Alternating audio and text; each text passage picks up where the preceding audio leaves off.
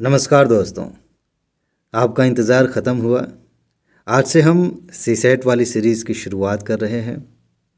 यह वीडियो इस सीरीज़ की पहली वीडियो है। इसमें मैं दो तरह की बातें आपको बताने जा रहा हूँ।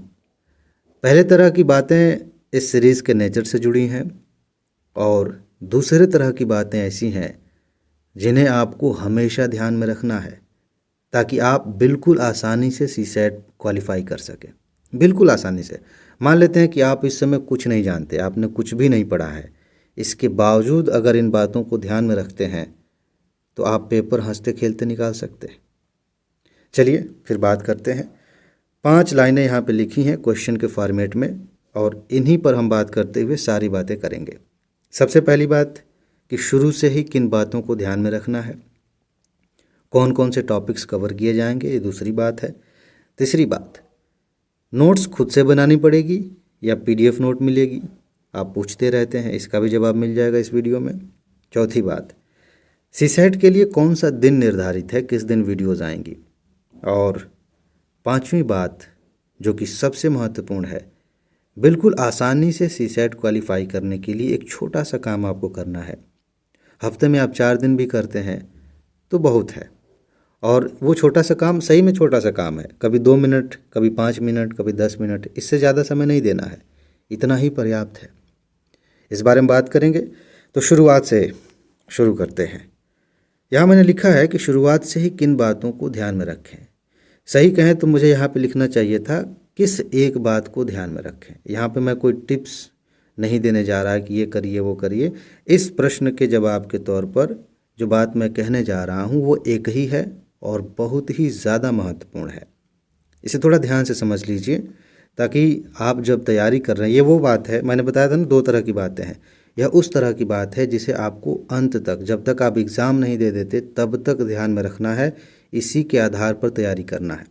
आप में से हो सकता है कि यह बात कई लोगों को अटपटा लगे कि ये मैं क्या कह रहा हूँ, या फिर कुछ लोगों को गलत लगे कि मैं शायद आपको भरमा रहा हूँ, भटका रहा हूँ, तैयारी से दूर लेकर जा रहा हूँ।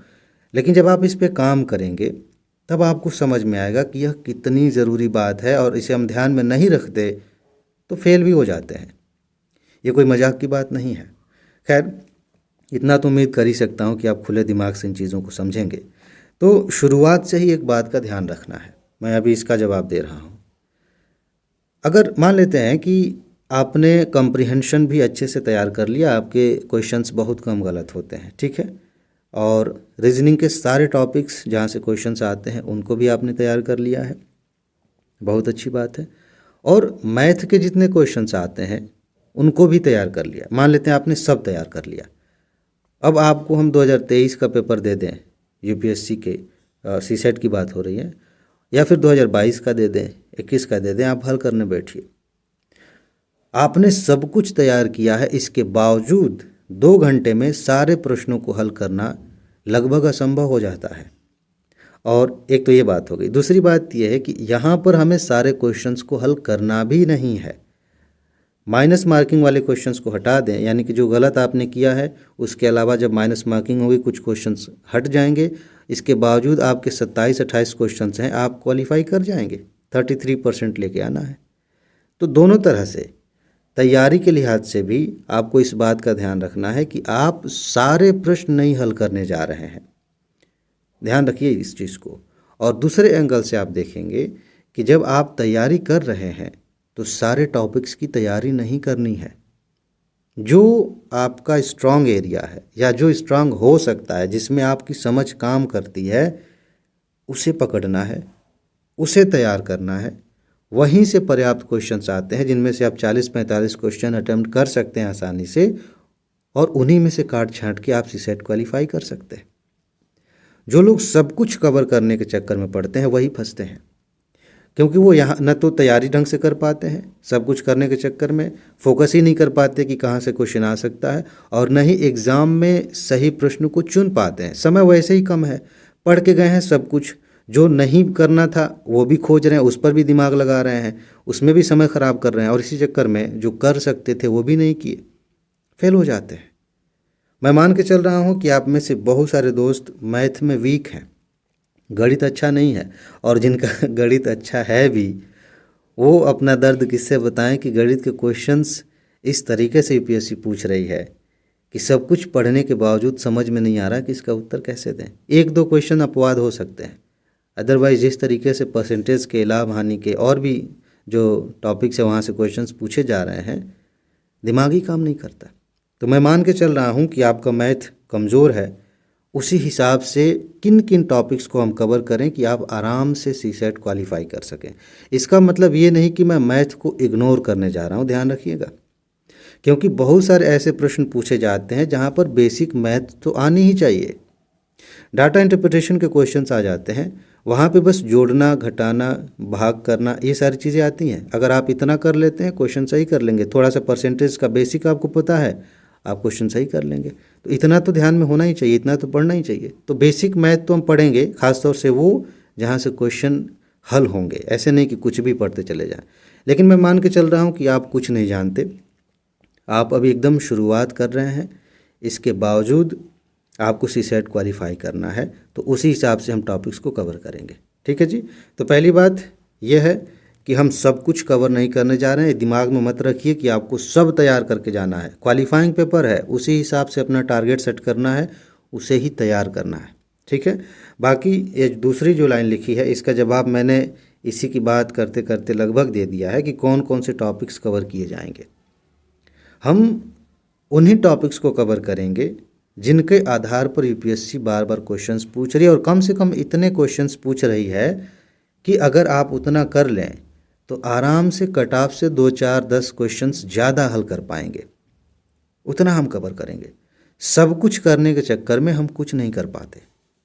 इसीलिए यह बात ध्यान में रखनी है कि कितना हम कर लें तो आसानी से हमारा हो जाएगा।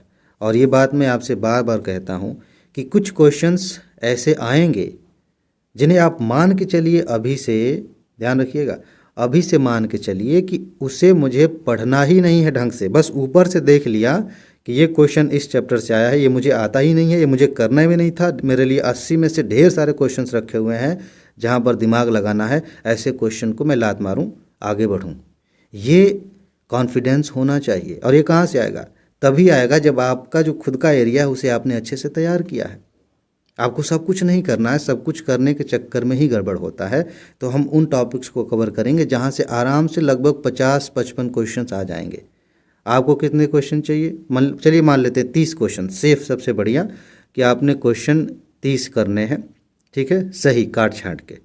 और जितना हम पढ़ने जा रहे हैं वहाँ से 50 से 60 क्वेश्चन आ जाएंगे। 20 क्वेश्चन ऐसे हैं जिन्हें हमें देखना ही नहीं है, उनकी ज़रूरत ही नहीं है, वहाँ टाइम ही नहीं ख़राब करना है, वहाँ पे हमें अपना दिमाग ही नहीं लगाना है। इन 60 प्रश्नों पर हम काम करेंगे। 55-60 के बीच में इतने क्वेश्चन आएंगे, उन्हीं टॉपिक्स को कवर करेंगे। जहाँ से बार बार प्रश्न पूछे जा रहे हैं उन्हें ही हम कवर करेंगे। ठीक है। तीसरी बात, नोट्स खुद से बनानी पड़ेगी या पीडीएफ नोट मिलेगी। आपको पता है कि पीडीएफ नोट्स आपको मिलती हैं जीएस की और मेंस की, जो प्री जीएस का, मेंस का, ये सारी चीज़ें आपको मिलती हैं, यूपीएससी का भी, यूपीपीसीएस का भी। हमने बार बार आपको सबूत दिखाएं कि देखिए इतने क्वेश्चंस यही से आ रहे हैं। यूपीएससी में लगातार 2 साल से कट ऑफ से ज़्यादा क्वेश्चंस आ रहे हैं, सबूत बाकायदा दिखाया, स्क्रीनशॉट के साथ दिखाया है।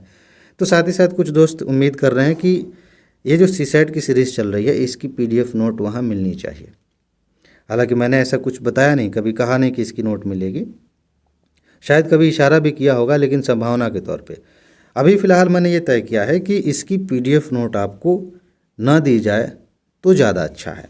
इसके 2 कारण हैं। एक तो मेरी तरफ से है कि देखिए बहुत सारी चीज़ें ऐसी होंगी, सीसेट के पेपर में पढ़ाते समय डायग्राम बनाना है या कुछ मैथ की बातें लिखनी है, तो उसे लिखने में और उसका फॉर्मेट तैयार करने में थोड़ा टेक्निकल इशू आता है, उसके लिए अलग से फॉर्मेट तैयार करना पड़ता है।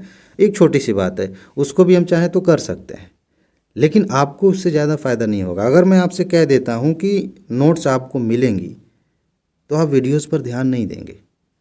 और मैथ की, रीजनिंग की नोट अगर आपने किसी की ले ली, किसी टॉपर की भी ले ली, तो आपको कोई फ़ायदा नहीं होता, 1% भी फ़ायदा नहीं होगा। ये ऐसी चीज़ें हैं जिन्हें खुद से पढ़ना होता है, खुद से समझना होता है और अपने तरीके से अपनी समझ को ध्यान में रखते हुए लिखना होता है। हो सकता है इस सीरीज़ के दौरान हो सकता है आप बहुत सारी ऐसी लाइनें नोट करेंगे जिनको मैंने यहाँ लिखा नहीं है, लेकिन आपको समझ में आ गया। कुछ मैं समझा रहा था और उस समझाने के दौरान मैंने कोई ऐसी लाइन कही जिसकी वजह से पूरा कंसेप्ट आपको समझ में आ गया, लेकिन जो मैंने लिखा है उससे समझ में नहीं आया है, तो आप उस लाइन को नोट कर लेंगे। ये फ़ायदा होता है। साथ ही साथ आप एक्टिव रहते हैं। जब आप वीडियोस देखते हैं, उसकी नोट बनाते हैं, तो आप एक्टिव रहते हैं और उस एक्टिव होने की वजह से टॉपिक ज़्यादा अच्छे से तैयार होता है। और एक चीज़ और भी है, यहाँ पे हम प्रैक्टिस करेंगे, ढेर सारे एग्जांपल्स लेंगे। हो सकता है कि आपको एक ही एग्जांपल लिखना हो, उसी को लिख लें, आप समझ गए तो आपकी नोट और संक्षिप्त हो जाएगी। वैसे ही मैं बहुत कम लिख के पढ़ाऊँगा, ज़्यादा लिखने की ज़रूरत नहीं है, समझने की ज़रूरत है। तो मेरे हिसाब से आपको हर तरह से फ़ायदा मिलेगा जब आप खुद से नोट बनाएंगे। बाकी नोट्स तो आपको मिल ही रही हैं। अगर आपके पास नहीं है नोट जीएस की और बाकी चीज़ों की, तो इसी वीडियो के डिस्क्रिप्शन में जाइए, कमेंट बॉक्स में जाइए, आपको सारी जानकारी मिल जाएगी, नोट मिल जाएगी। लेकिन सीसेट वाली नोट आपको खुद बनानी चाहिए, बहुत फ़ायदा होगा आपको। ठीक है। इसके बाद सीसेट के लिए कौन सा दिन निर्धारित किया गया है, ये जानना बहुत ज़रूरी है। अदरवाइज़ हर दूसरे दिन मैसेज आएगा कि सर अगली वीडियो कब आएगी, वीडियोज़ नहीं आ रही हैं, बंद हो गई क्या सीरीज़। तो ये जान लेना बहुत ज़रूरी है। सैटरडे का दिन, शनिवार का दिन सीसेट के लिए रखा गया है। बहुत ध्यान में चीज़ों को ध्यान में रखते हुए ये बात तय की गई है ताकि आप संडे का भी इस्तेमाल सीसेट के लिए कर सकें। शनिवार के दिन इसकी एक वीडियो आएगी, लेकिन एक वीडियो का मतलब हमेशा ऐसा नहीं होगा कि एक वीडियो में एक ही टॉपिक कवर किया जाएगा। आई बात समझ में? कहने का मतलब ये है कि एक वीडियो हर शनिवार को आएगी, लेकिन उस एक वीडियो में कोई बड़ा टॉपिक है तो एक ही टॉपिक होगा, या छोटे छोटे टॉपिक्स हैं तो एक ही वीडियो में कई टॉपिक्स, एक से ज़्यादा टॉपिक्स हम कवर करेंगे। ये चीज़ आप ध्यान रखिएगा।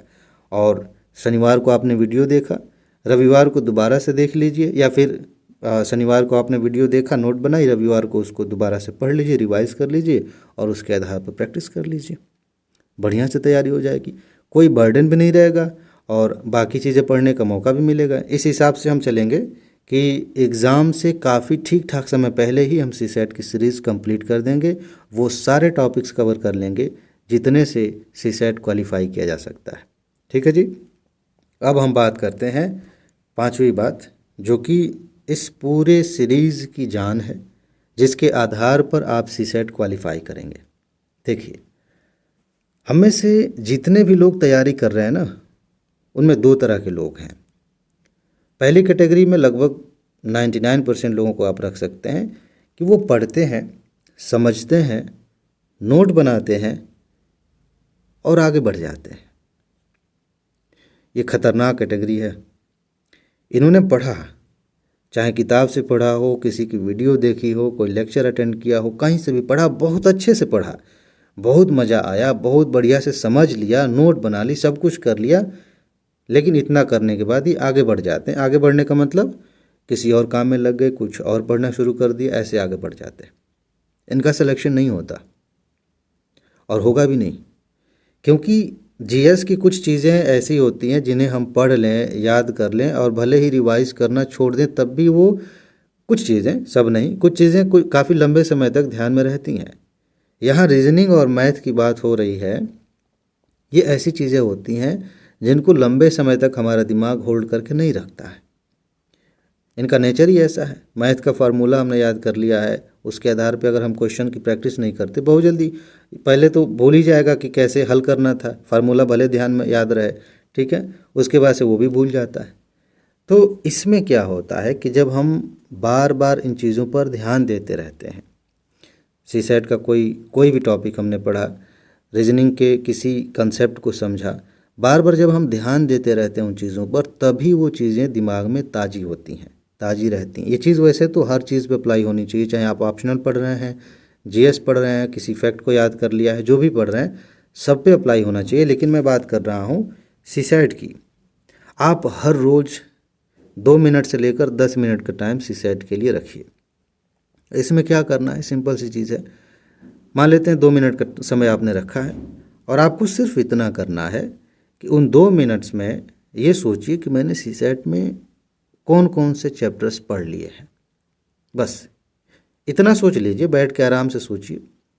आपको ध्यान में आ गया, ये पढ़ लिया है, ठीक है, किसी दिन 5 मिनट का समय लिया और किसी एक टॉपिक को सोचा कि अच्छा मैंने ब्लड रिलेशन पढ़ा था या डाइस पढ़ा था, चलिए डाइस का एग्जांपल ले लेते हैं। तो डाइस हमने पढ़ा, पाशा पढ़ा है और ऐसे ही सोच रहे हैं कितने तरह के क्वेश्चंस यहाँ से आते हैं।